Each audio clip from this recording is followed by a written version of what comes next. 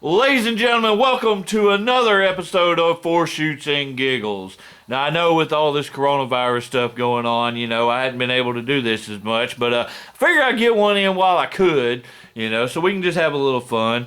My guest right now is the storybook prince, Gaston. Gaston, how you doing tonight, man? I'm having, unlike everybody else, I'm having pretty good days lately. This virus mess has not really affected me one bit. Well, yeah, that's good. That's good to hear. Because a lot of people have been affected a lot. I mean, I know the main thing is for a lot of us, is not being able to go to the wrestling shows and all like that. But well, let's get started here. Like I said, I just told everybody your name and all. How long you been doing this, man? Jeez, I've been wrestling active for about 4.5 years now, somewhere around that. All right. Can you give us a little bit of background on yourself, both personally and professionally? Well, let's see here. Probably just like most people out there, I was a fan. I've been a fan of professional wrestling, way back to my earliest memories. Pretty much going all the way back to kindergarten is what I remember the most. I have pictures of myself with that colorful Sting face paint from his early '90s, because Sting was my hero. That's who I idolized. And I watched. I grew up on WCW. I tried to watch it every Monday as much as I could. When Thunder came on, I just thought, oh my goodness, more wrestling. This is awesome. And I don't think I ever steered away from it. Anytime anyone ever asked me, what are you going to be when you grow up? And I would say, I'm going to be World Heavyweight Champion. I'm going to be a professional wrestler. And nothing's gonna stop me. That's been like my entire life. I have other things that I've enjoyed doing as I've grown up, but wrestling has been my number one for as long as I can remember. It's all I cared about. It's all I wanted to do. Okay, what about professionally wise? Professionally wise, do you mean professionally as in wrestling or professionally as in life? Yes. Let's see here. Well, I had my very first match, about 4.5 years ago, like I mentioned earlier, at ASWF in Tuckerman, Arkansas. When I first went up there, a friend of mine took me up there to meet the promoter, to meet the booker, to meet the people, and at the time they weren't looking for a wrestler. I say a wrestler, or for any more talent for their roster. They had a pretty stacked roster. And I wanted to do anything that I could to get in the door. My buddy said, maybe you could volunteer for security and see how that goes for you. And that's what I did. I went up there and I introduced myself and I said, hey, if you ever need any extra security, I'd be glad to help. And for about, I'm trying to think how many months I did security. Anywhere like 6 or 7 months. I'm just in a black t-shirt, making sure that no one goes crazy and tries to jump anybody, and I'm there every other week working security. One day, I'm not really sure what happened, but one of the referees weren't able to show up, and so I get the booker comes, or the promoter comes up to me and he says, hey, one of our referees didn't show up, would you mind doing this for us? And so for the next 9 months I am reffing at ASWF, and I'm having the time of my life just being a part of a wrestling show. And at the time, honestly, dude, I remember clearly, you were considered one of the best refs in the state too. I think so, because well, honestly, I'll tell you right now. I knew what I was doing. It wasn't just, oh, I'm just happy to be here. I know what I'm doing. I always felt that. How do I put this? I was a lot smarter than who would normally be offered that position. Hey, that's not so much a shot at them, but it was literally I couldn't understand how they could do such a poor job. Obviously, I'm seeing the show doing security. So I'm reffing, and people are very happy with the way that I was reffing. And a few other shows at the time, MACW, also wanted me to ref for them. And my whole thought process was, I'm getting my foot in the door. I can't believe that I'm here. Maybe one day I'll be able to squeeze in to be on the card and not just be some referee anymore, because I wanted to be a wrestler.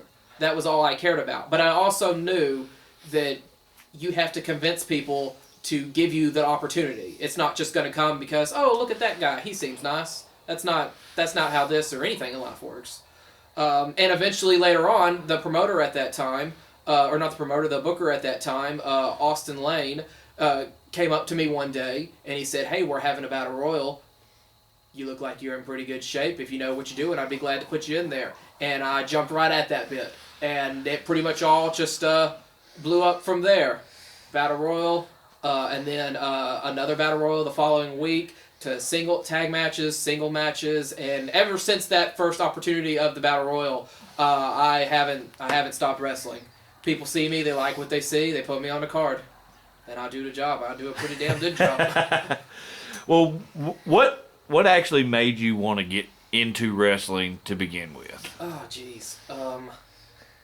Man, it's not so much a moment or a thing or a person as it is a feeling. It's all I watched as a kid. It's all I ever wanted. It wasn't so much, oh, I think I want to try being in the ring. It was, I am a child looking at these I don't know what you'd call them, superheroes, larger than life personalities, all that good stuff. Like I saw guys like Sting, who look like a freaking larger than life, the very real superhero that is real. He's not a cartoon. He was a real life person, but all of the colors and the aspects. I am watching Ric Flair talk his trash, making sure everybody knew that he was the top guy. And as much as it annoyed most people, to me that's a guy who isn't going to be pushed around, or that you're going to think twice about before even mouthing off to. He's the guy that everyone wants to be. And as a kid, I'm not thinking of money, I'm thinking of, man, he's one of the strongest people in the world kind of thing. And I always wanted to be that. I wanted to feel that important.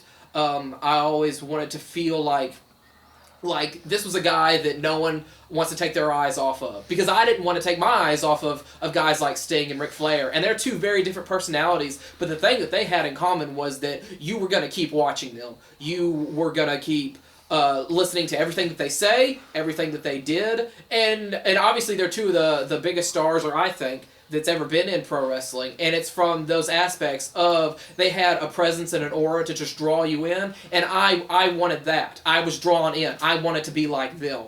And as I've gotten older, I think I figured out what it was about them that drew me in. But at the time, you're just a young, impressionable child, and you don't know what to think. You just know that that's what you want to be. And for most people, as you grow older, that kind of childlike wonder has left you, and it just didn't leave me. I saw other people that could do the same thing Sting and Ric Flair could do.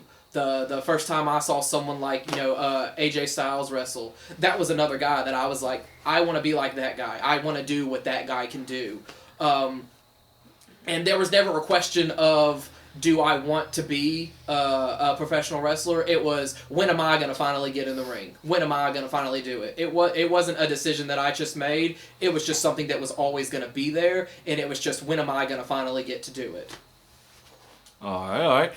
Well, how about we kind of touch back on your background thing there? Let's talk about your first ever match. Can you tell us a little bit about that? Like, not just the match itself, but the emotions you felt and the emotions going into that match. Emotions, I couldn't have been more nervous and terrified. I'm pretty sure that I was already too exhausted to wrestle before the match even started, because I was freaking out. Because you know, oh man, I'm doing it, it's gonna be great. And then you're there in the moment, and all you can think of is, oh my god, what if I mess up? What if I don't do well? Am I physically in good enough shape to do this? I thought I was. I'm not sure. I'm freaking out, and all I can feel is my heart beating so fast. Haven't even gone through the curtain yet. I don't even think the show started, and I was freaking out about it. Because it just came to me so suddenly when Austin Lane offered me the chance to be in that battle royal. And 2 matches later is my first tag match, and the match after that my first singles match. And I was freaking out. And here's the worst thing about it is I can turn on a video right now, and man, I look like hot garbage. I'm throwing punches that I think a toddler could knock away. The best thing about it was that the promoter didn't want anyone to know that one of their refs was trying to be a wrestler, and so I had a mask on me, and not even wrestling. I'm putting this mask on. It's got a mouthpiece, eyepiece, and a nose piece. There's no reason why I shouldn't be able to breathe. I could barely get any oxygen, or it felt like I could barely get any oxygen into me whatsoever. I don't know how many times it kept going in my mouth, and I was choking on it. And again, this is all before the match, and then I get in the match, and I'm just like, oh, man, how long have I been in here? Brian, it's only been 30 seconds. Do something. And I was like, well, that sucks. And then it was, so this is pro wrestling. You know, it's a lot different than what you think. It's a lot more physical. A lot of people think we're just dancing around like pretty actors on a screen, and I'm like, it's the most physically demanding thing you could possibly do. You think you know what it feels like? You don't. Well, how about we get away from your first match. How about you tell us about your favorite match you've ever been a part of?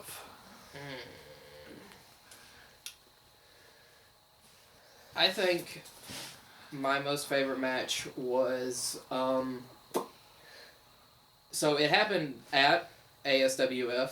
I'm moving away to another territory, and so it's my very last match at ASWF, and it didn't go exactly the way I wanted it to go, but it's still definitely one of my favorite matches. It's I was ASWF champion the week before, and I had challenged Cataclysm to a match. He had won a triple threat match to be number one contender, and I challenged him right on the spot. I thought I was going to be a smart little guy getting in. Oh, he's already exhausted. Be a cakewalk, and he'll be one and done. And I got my behind handed to me after he wrestled for like 30 minutes, and then I got in there, and 10 minutes later, I was beaten down. My favorite match is the following week. It was a rematch, because I thought I was going to be Mr. Cool, and I was going to take my belt back and walk out with it, and no one was going to stop me. We had an amazing crowd that was hanging on the tip of every move that we made. And the thing about that was, I never felt more like a superstar like Sting or Ric Flair or AJ Styles than I did in that match. We were the main event. It was for the ASWF Heavyweight Championship, and no one was looking away. No one was doing anything else. It was, 15, 17 minutes of all eyes on us to see what was going to happen.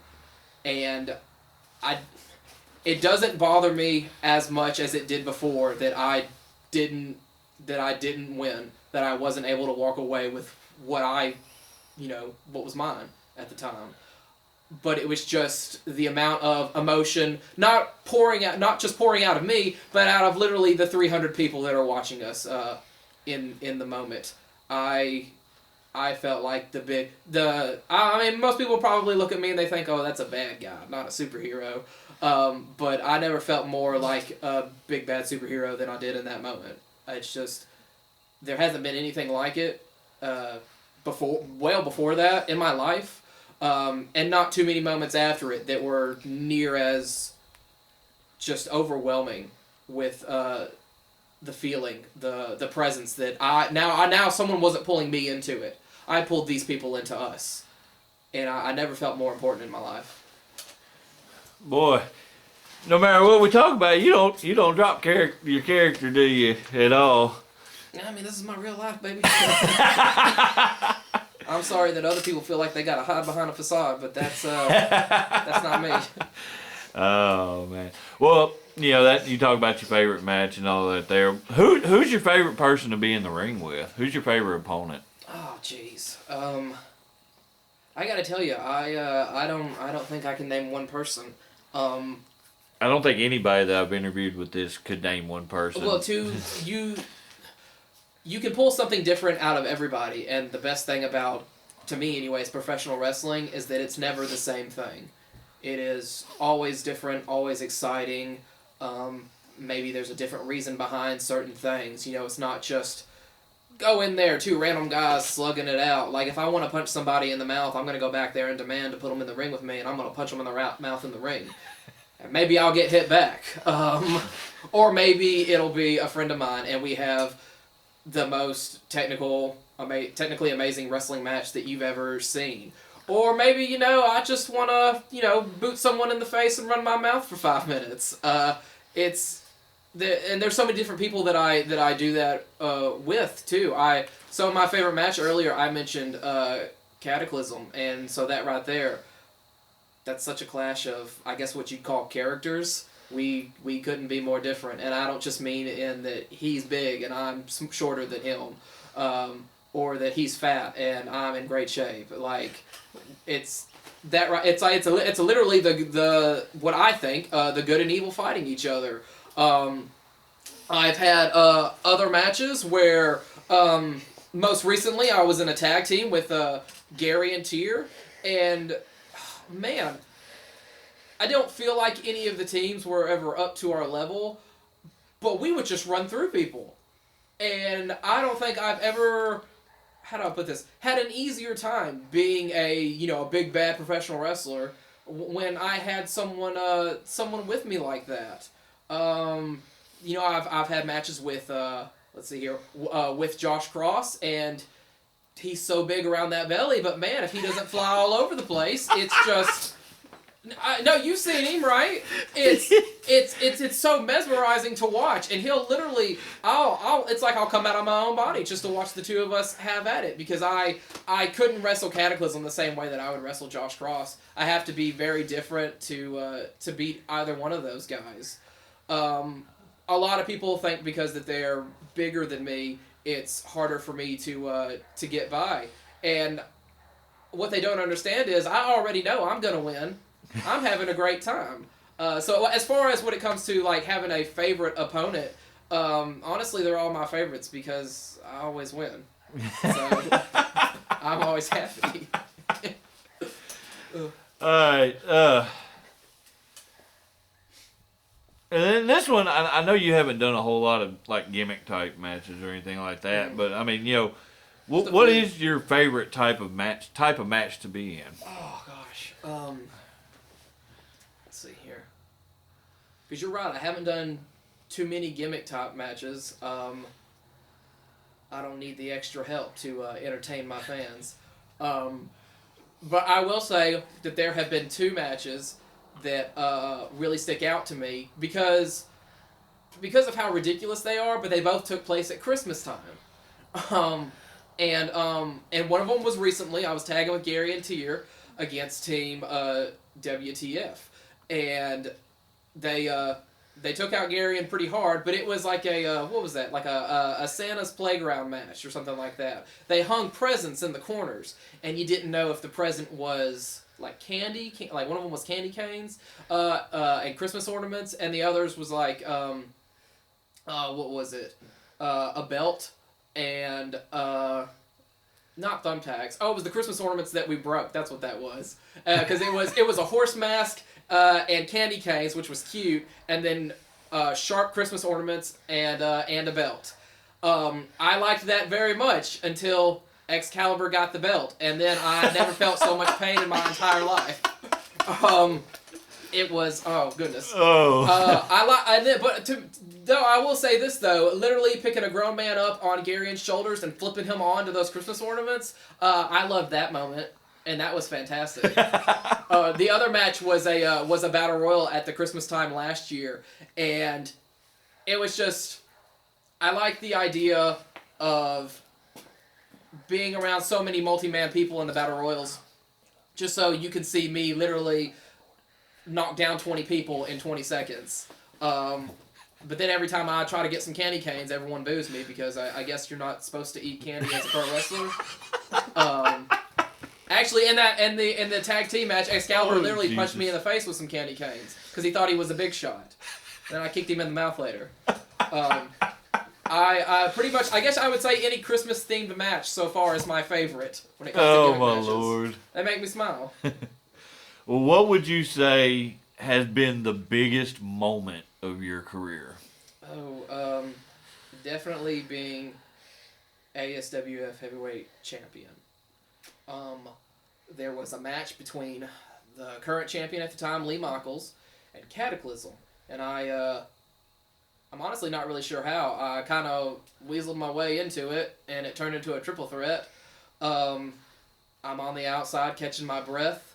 Cataclysm nails Lee with a big move.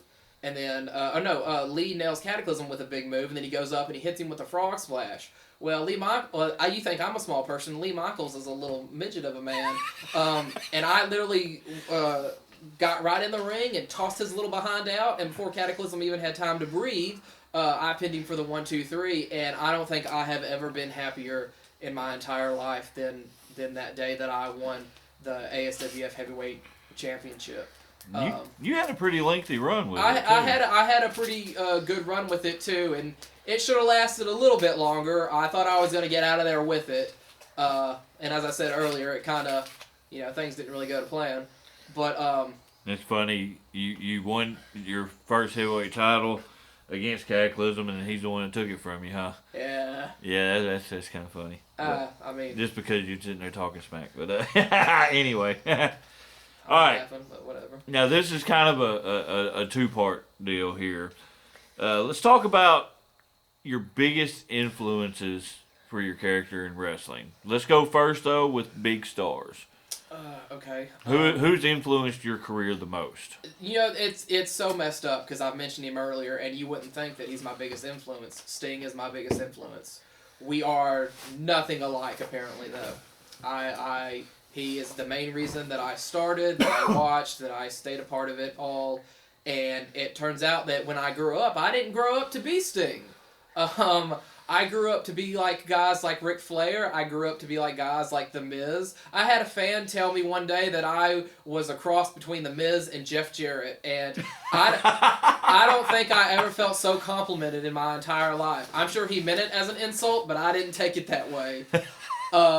And when I look at my style, they're right. This is the things that I can do and that I can do very well. And when it comes to bigger stars, hey, The Miz and Jeff Jarrett, you talk about two guys that have been doing it for a very long time and been very successful after all this time. They are definitely, as an adult, two people that I look at and I'm just like, man, if I'm like you, I'm doing it right. Well, what about local guys? What local guys have influenced your career the most? Oh, jeez, that's a little tougher. I don't think. Well, I guess it counts as an influence. There's a lot of guys that I don't want to be like, and I guess you could count that as an influence, because if I know I don't want to do something like that person, then I'll find another way to do it like me. So it doesn't all. So I mean, when most people talk about influences, I know they talk about, I want to be just like this guy and that guy. And for me, when it comes to more local and independent influences, it's normally, I wouldn't want to do that. That's stupid. Why can't he do it like this? Where I come up with my own answer. And honestly, a lot of guys like that. Let's see here. Well, okay, as I mentioned earlier, Cataclysm is my exact opposite. I don't know why he wears or why he wore that mask. I think it hinders him.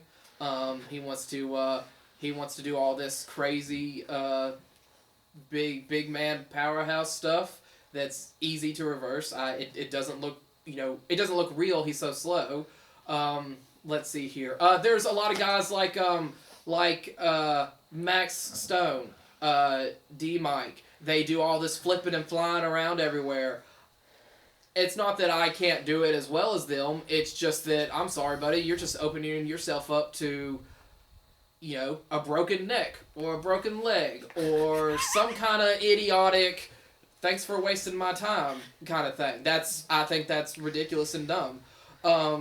Let's see here. Well, actually, there is a couple of guys, my former partner Gary Antier and William Blackwell. They can be very technical with their wrestling, and normally, lately anyways, they've definitely helped me improve on my own technical wrestling. with what I can do very well and a good way to outsmart people. Garion was actually fantastic when it came to just getting in the head of others. You know, having those mind games to throw someone off their rhythm, which most of the time that's really all you need. Whether it be another wrestler or the crowd itself who thinks that they're gonna affect me just by yelling out slurs. Nope, I'm gonna turn it around on them. And guys like Gary and guys like Ray Ray is another good one. I know he likes to think that he's a good old boy these days, but that Suicide King was one of the dirtiest people I've ever seen in my life back in the day, and it did great. And that was I guess that's what you would call a decent influence. It doesn't matter what someone says to you if you stand up for yourself, hands down. Whether it be an audience, a wrestler, the promoter backstage, I hope to get along with people, but I'm not gonna let you walk over me. And that's a lot of good influences that I think I've had. That was definitely an interesting answer. Mm-hmm. All right.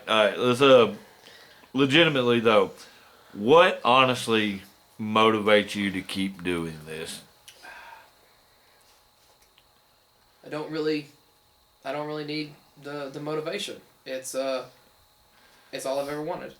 I have other things that I enjoy, but pro wrestling has been a part of my life my entire life, and I'm not that old, at least not yet, but I want it to be a part of as much of my life as I can. There's nothing else that's been there for me when I felt alone or not had anything to lean on. Pro wrestling has always been there. It's probably the most important thing that's ever happened to me in my life, because when you're feeling down and you need something to inspire you, I've gotten that from pro wrestling. I didn't get that from other things. I wanna do the same thing. I want to be someone that another person can look up to, and their life is going well because it was Gaston that inspired me to do this, to keep on going, to keep on working, to find success. It's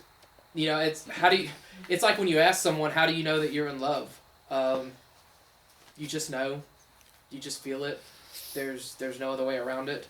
I don't have to remind myself that I'm chasing money, or I'm chasing women, or that I'm chasing anything. I love doing this.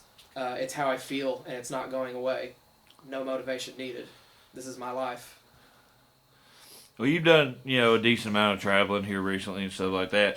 You got to tell me, what's your favorite road story, man? Oh, I don't know if I can say half of those on camera. I've heard that quite a few times now.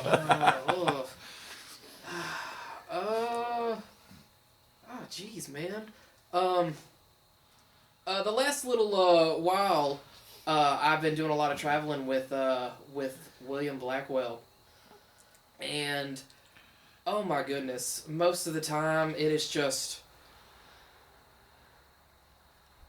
running our mouths about any person, not just a wrestler or an organization, about anyone or anything that is that's bothering us. A lot of the best road stories with him, it's not even like it's a story. We're just cracking jokes, talking bull.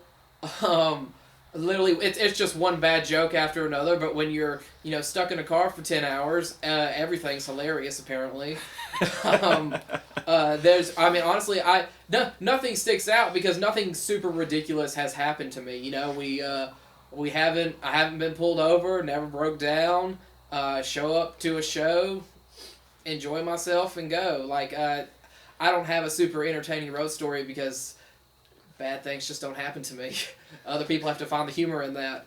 I heard one talking about you with William and Matt Odom, and Matt Odom decided to sing some song 90% of the way or something. Am I right on that? I have no idea what you're talking about. Yeah. If that did happen, I was probably asleep in the back seat, and I've heard that man sing.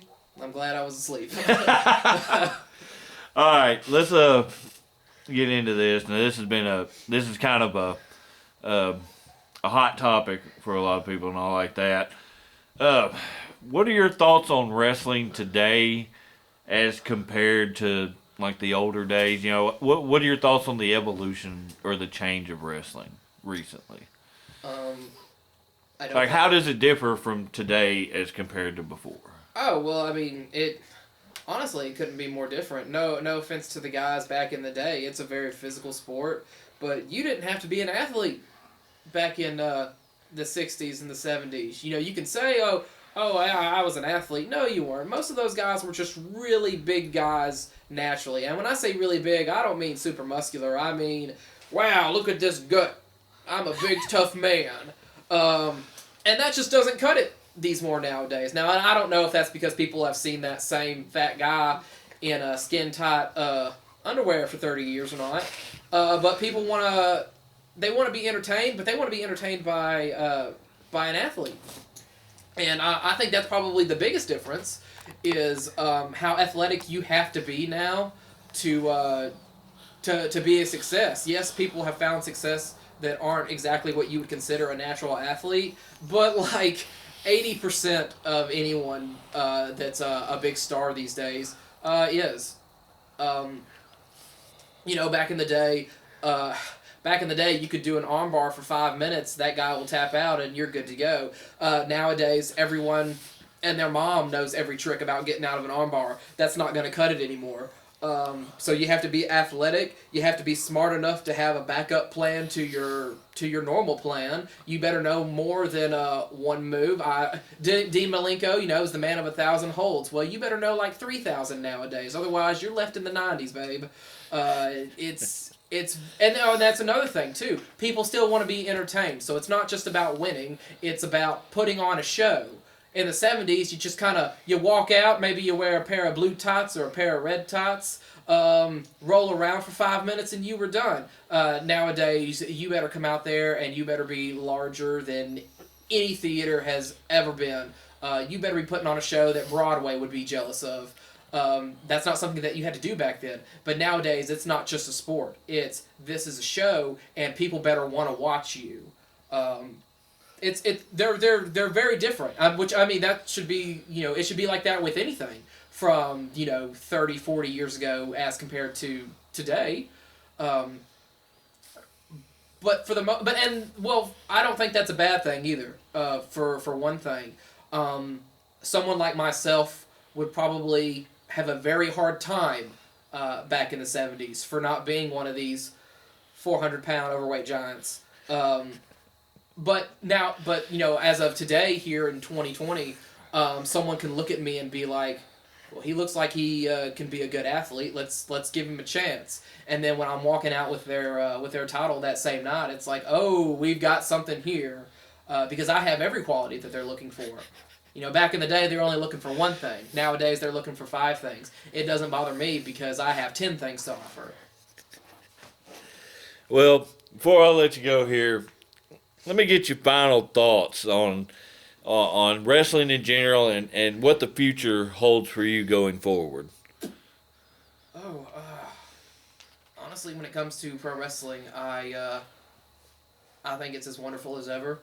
I've never felt like I've lost any love or affection for it. It's always been good to me. I think it'll always be good to me.